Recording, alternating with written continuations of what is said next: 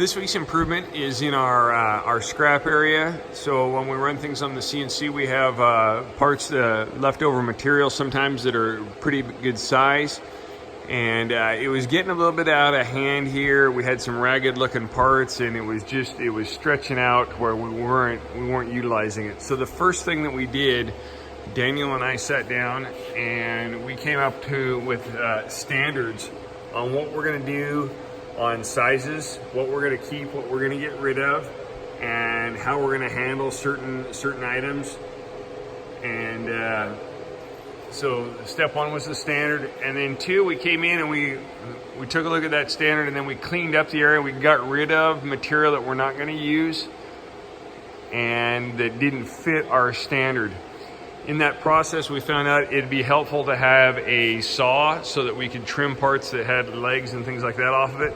So Corey and Daniel came through and they revamped this area here at the end of the conveyor belt.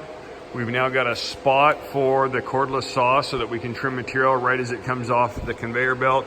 And we've made it easier. We've got a better platform for our air hose to stick on so that we can vacuum stuff off. And we've got everything we need at this end of the conveyor belt, nice and clean and tidy.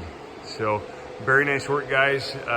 Good job at improving the process and setting the standard up and keeping it nice and clean. An additional improvement that we made this week was on the CNC. When it cuts along the edge right here, it shoots sawdust out. And so earlier we put this pan on the bottom of it so the sawdust would drop back in and it could be collected in this area.